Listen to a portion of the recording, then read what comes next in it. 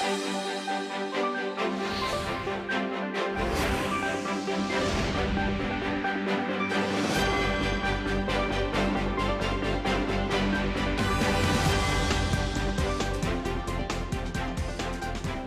morning. It's May 2nd here in Seoul, and I'm Kim Dami.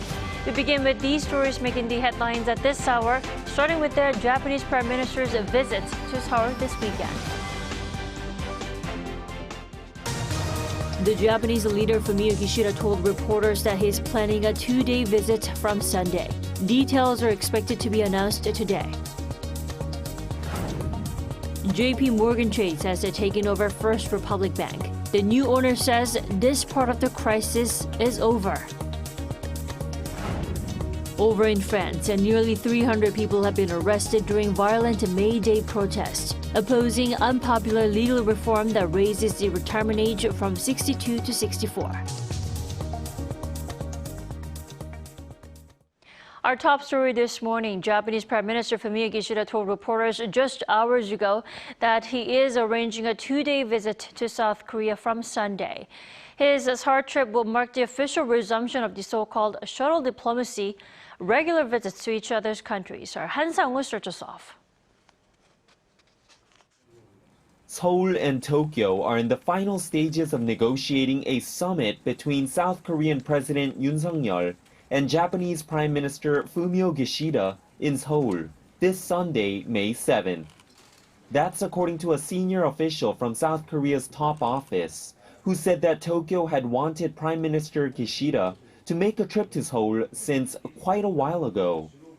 Contrary to some observations that his visit would take place around the summer, it's been said that South Korea and Japan had already started negotiations for an earlier summit even before President Yoon's state visit to the United States late last month. The two countries are reportedly discussing terms to simultaneously announce the upcoming summit on Tuesday. And if it happens, it would mark the first time a Japanese prime minister visits South Korea in 5 years.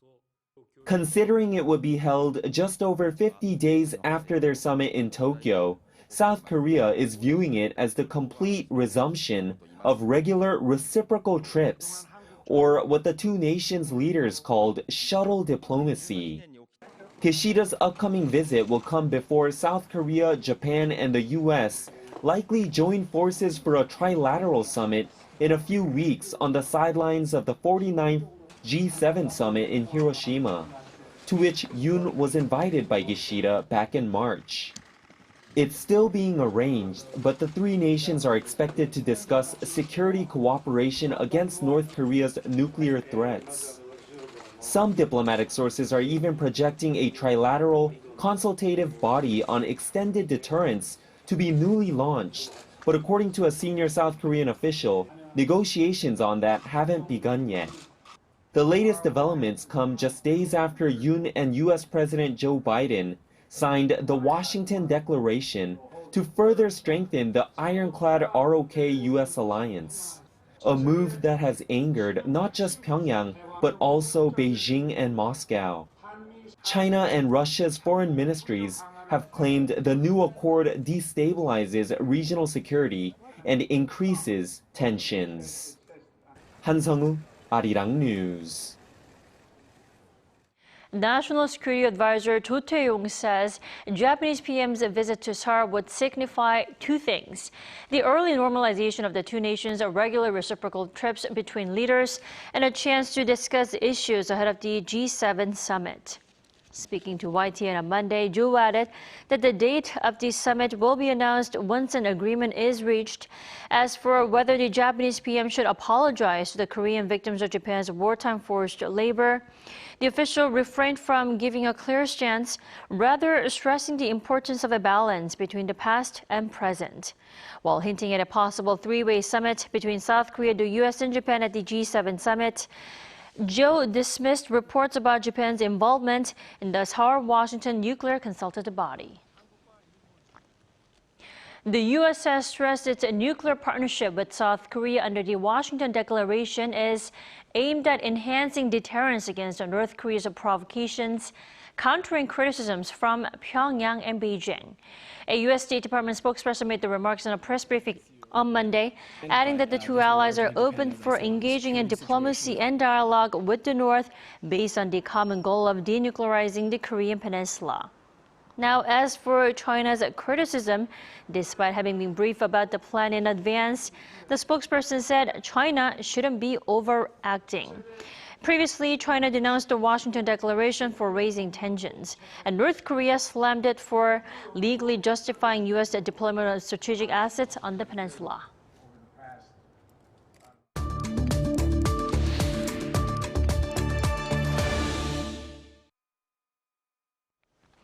President Yoon Suk-yeol's state visit to the U.S. last week was more than a diplomatic event that celebrated 70 years of friendship between Seoul and Washington.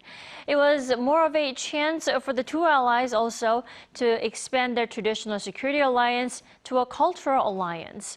For more on this, we're joined by Mr. Jason Vestervais. He's a film critic and also a visiting professor at Korea University. Welcome back to the program. Hello, thank you for having me. Good morning. First off, what do you think was the most fruitful outcome in terms of culture and the media content industry from Yoon's state visit? How has South Korea proved itself during his trip in terms of K-culture being taken to a global level? Well, yeah, obviously you've got the news that Netflix is investing $2 billion in Korean content, which is hugely significant. You know, they've announced over the last few years quite a lot of money that they've put into K content since 2016. Well over $1 billion, and so this is not only is this a continuation of that, but we're seeing even more money pumped into the K content industry, and I think we're going to see more shows. Following the success of Squid Game, of course, other series, including The Glory. And I think it's interesting that Yoon Suk-yeol has kind of met the head of a American streaming giant. Not here, it's not a Korean streaming service. And over the past, 3 decades, the Korean government has actively supported the local industry in various different ways. You've got the Korean Film Council, of course. And so what we have here is a Korean president in the United States meeting with effectively a United States or US studios. So now this also helps the Korean content industry in that obviously these are Korean shows. Where Netflix collaborate with Korean partners, Korean production companies. You've got Korean directors, Korean writers. So it does, of course, help the Korean industry. But I do think it goes to show how it's continued to evolve and how this is a kind of win-win, so to speak. It helps Netflix, but it also helps the K-content industry. Although, of course, there are issues with that, given the popularity of streaming services, with cinemas somewhat struggling at the moment. Right, definitely a win-win situation there. Now, staying with President Yoon Suk-yeol, he also vowed to get rid of regulations on the culture and movie industries if they don't meet global standards. Now, what does that mean? I mean, what does it mean for K-content as well? Yeah, I mean, it's interesting to see how, the K-content industry is, continuing to evolve. And how you're looking at the global standards and also regulations, and I think at the moment there's been talk of looking at the film industry and how there are regulations involved to try. Well, there was talk of trying to add a cap on the number of screens the film was released on, although that never came to fruition because of the pandemic. But I think at the moment, I think it's, there are various factors in play that have allowed the industry to succeed on the global stage. And I don't think there's much in the way of regulations that's preventing the Korean industry from performing very well domestically and internationally. But I think it's interesting that he's actually stated that. Right. And let's also talk about the new investment deals. You briefly mentioned Netflix investing in Korea $2.5 billion for the next 4 years. Now, some watchers are saying that it's not enough. What do you think? Is it really not enough? How is the new investment deal notable in any way? Well, I hadn't actually read the reports that stated it wasn't enough. I think, looking now at maybe some of the issues with regards to this investment, I've touched on this. Because, if you're investing $2.5 billion in Korean content, Netflix Korean content, that obviously puts Netflix in a very powerful position. And they're currently leading the industry. So, Korea's always had this somewhat ambivalent relationship, with the Hollywood kind of companies or studios. On the one hand, admiring content that's come out of the United States and certainly being influenced by American filmmakers, but on the other hand, wary of its presence. And I think Netflix is, such a massive presence in the industry. And in a sense, it's different compared to, a decade ago, where you've got American companies in Korea distributing American and in some cases Korean films, but not to the extent that's happening at the moment, on Netflix's streaming service. So I think there will be those in the industry that are somewhat worried about Netflix's presence and asking whether actually, whether this is a good thing for the Korean content industry. So, investing huge amounts of money in K content, yes, that's a good thing. But it could also mean that, there might be some pushback from some local players who would argue that Netflix is getting too big and too quickly.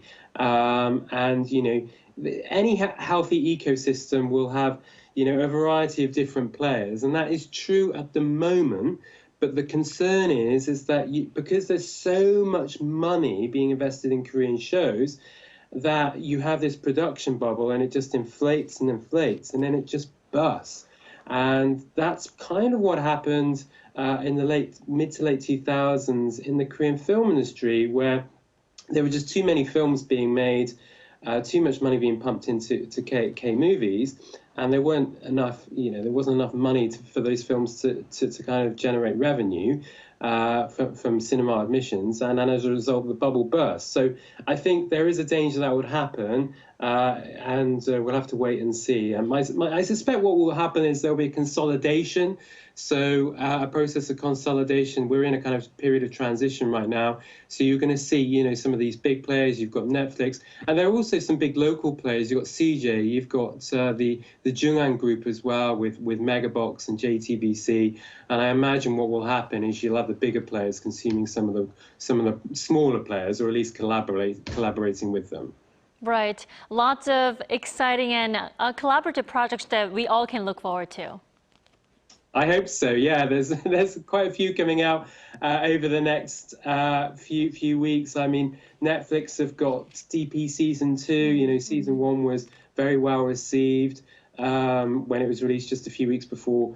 Squid Game didn't take off internationally, but it was certainly a show that even politicians are talking about. So that's out this year. It deals with the military service. There's also Marskill, which is another Netflix show. There's a Bloody Lucky Day, which is a Paramount and TV series. Features what's about a taxi driver who comes up against a serial killer. That's directed by Pil Kam-sung, who made Missing Celebrity. And so we're seeing a number of kind of Korean filmmakers working on Korean shows. There's Park In-jae, who is also a filmmaker. He's directing Moving, which is Disney Plus's big show, budgeted at 50 billion won, the most expensive show in K-content history. So lots going on. It's also worth mentioning films as well. You've got Yoo Seung-won's Smugglers that's coming out in the summer. You've got Kim Sung-eun's Ransomed that's also coming out this summer. It's shot in the Middle East, and that's continuing a trend that we've seen in the Korean film industry with films such as Point Men, and Escape from Mogadishu that were set in that part of the world. Yeah, we've got the Cannes films, of course. I haven't even mentioned those yet. We've got Project Silence that's screening in midnight, featuring Lee Sung-gyun. I think that'll be quite interesting to see, kind of continuing this trend of disaster films in Korea following Exit, and others as well. Emergency Declaration. There's Sleep as well, also starring Lee Sung-gyun, and also Jung Yoo-mi. I'm really intrigued to see that, directed by Bong Joon-ho's former assistant Jason Kim. So yeah, no, I'm very very excited about the number of Korean films that are coming out over the next Korean films, and also series, of course, that are coming out over the next few weeks. And of course, Kim Ji-yoon's Cobweb as well, which starring Song Kang-ho, set in the 1970s, and there are some similarities, I believe, to the director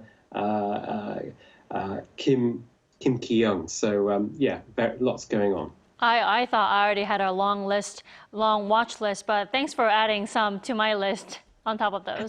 Absolute pleasure. Always a pleasure to talk to you. All right. Thank you so much for your insight this morning. We appreciate it. Thank you.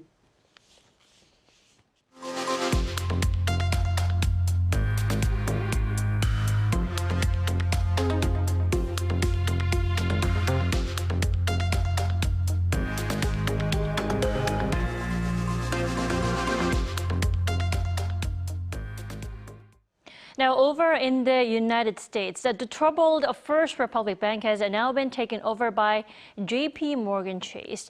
First Republic is the third U.S. bank to fall victim to the recent banking crisis, but there are hopes that this takeover will bring the crisis to an end. Song Yujin has the details. San Francisco-based First Republic Bank, which had been the 14th biggest commercial bank in the U.S. last year, has been sold to banking giant JPMorgan Chase after being taken over by financial regulators. On Monday local time, the Federal Deposit Insurance Corporation announced that it has seized First Republic and that JPMorgan Chase will be purchasing all of the troubled bank's deposits and assets. According to the FDIC, as of April 13th, First Republic had approximately $229.1 billion in total assets and $103.9 billion in total deposits. Following the announcement, U.S. President Joe Biden greatly welcomed the deal. I'm pleased to say that the regulators have taken action to facilitate the sale of First Republic Bank and ensure that all depositors are protected and the taxpayers are not on the hook. This comes a few days after First Republic reported losing about 40% of its deposits in the first quarter of this year. Depositors started losing confidence in the bank, pulling out their money after witnessing the failures of Silicon Valley Bank and Signature Bank in March. Despite a $30 billion rescue package from 11 banks in mid-March, the situation worsened, with the bank's stock falling more than 75% last week. After a rocky few months for the U.S. banking sector, JPMorgan Chase CEO Jamie Dimon told analysts over the phone that though there are chances that another smaller bank may fail, Monday's takeover has pretty much ended the current banking crisis. With Monday's takeover, all 84 First Republic offices across 8 U.S. states are reopening as JPMorgan branches. 송유진, Arirang News. IMF Managing Director Kristalina Georgieva said Monday that global economic growth remains at a historically low level, but called on central banks to keep interest rates tight to a point where they can keep inflation down. Speaking at the Milken Institute Global Conference 2023, Georgieva noted that global inflation is expected to rise to 7%, while global economic growth this year will be at 2.8%. She added that the global economy will grow at around 3% per year for the next 5 years. The IMF chief also pointed out that the vulnerability of the financial sector was exposed due to a sharp transition from low interest rates to high interest rates. The La Niña climate pattern will finally come to an end this month after 3 years of unusually long period. But the end of the La Niña will be followed by the start of El Niño, which experts say will lead to even harsher summer weather ahead. Our Lee Seung-ja with more. Roads flooded by record-breaking rainfall in Pakistan. Entire villages in Germany covered in driftwood and garbage after the country's biggest rainfall in 100 years. India seeing temperatures close to 50 degrees Celsius in the month of April. All of this as a result of an unusually long period of the La Niña, oceanic and atmospheric climate pattern that has lasted for 3 years. La Niña refers to the periodic cooling of ocean surface temperatures in the central and east-central equatorial Pacific that usually lasts for 9 to 12 months, but the recent cycle started in August 2020. And as such, the heat imbalance spreading from oceans into the atmosphere can cause global disasters. While weather experts have predicted a transition to the El Niño climate pattern in June, the phenomenon is set to begin a month earlier as the water temperature in the monitoring area rose sharply last month. And according to simulations, by September, water temperatures could rise by more than 1.5 degrees compared to a normal year, resulting in a stronger El Niño. Weather experts in South Korea are closely monitoring the effects of the new El Niño cycle. When El Niño develops during the summer season, the expansion of the high pressure that drives the heat in Korea is delayed. This means the rainy season and intense heat also start late, and southern regions could see frequent heavy rain. And now, what seemed to be an end of unusual weather patterns due to the prolonged La Niña could actually be the beginning of more unsettled weather ahead of the start of El Niño. 이승재, Arirang News.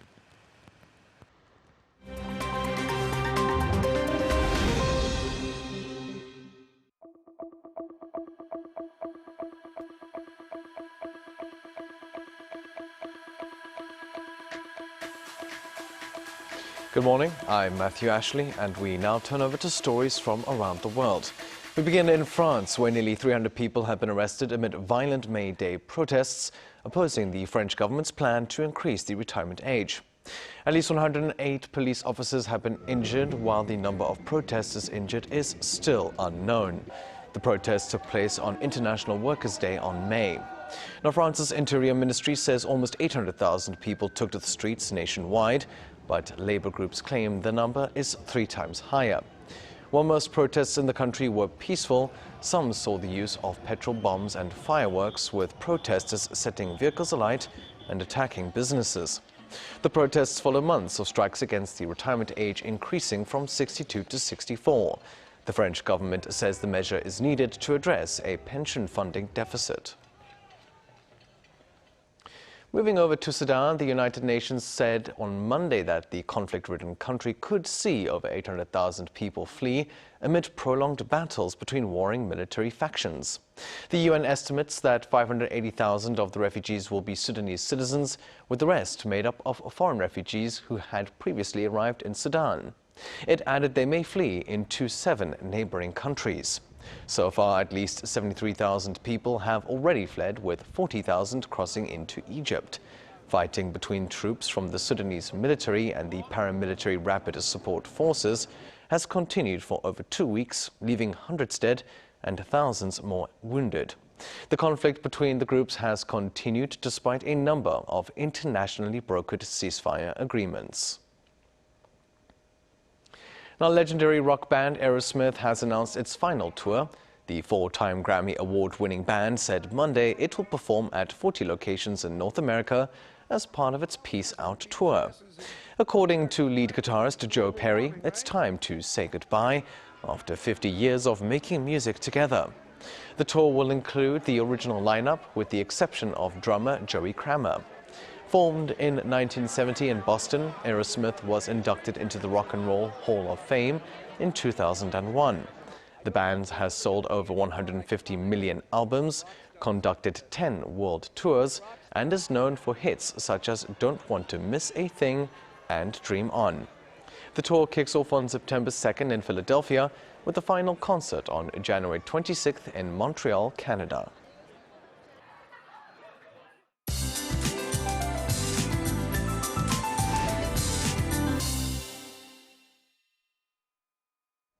Good morning. If you liked yesterday's weather, you will enjoy today's as well. It's just the big temperature differences between the morning and afternoon that are causing many people to come down with a cold. And again, gaps will be as wide as 15 degrees Celsius in many parts of the country. Top readings will hover around 25 degrees this afternoon. We'll have full sunshine nationwide with decent air quality. Please don't forget your sunblock and sunglasses. UV rays will be high to very high across Korea during the day. Meanwhile, dry weather advisory remains in place in the east of Gangwon-do and has been expanded to Daewon-seo of Gyeongsang-buk-do province. Making matters worse, the regions under the dry advisory will be windy as well. Please be careful with anything that could cause a fire. Another fine late spring day is in the forecast for tomorrow. Then the rain starts from Jeju tomorrow night before spreading nationwide by Thursday. And sadly, Children's Day on Friday looks to be a rainy one for most of us. That's Korea for you, and here's a look at the international weather conditions.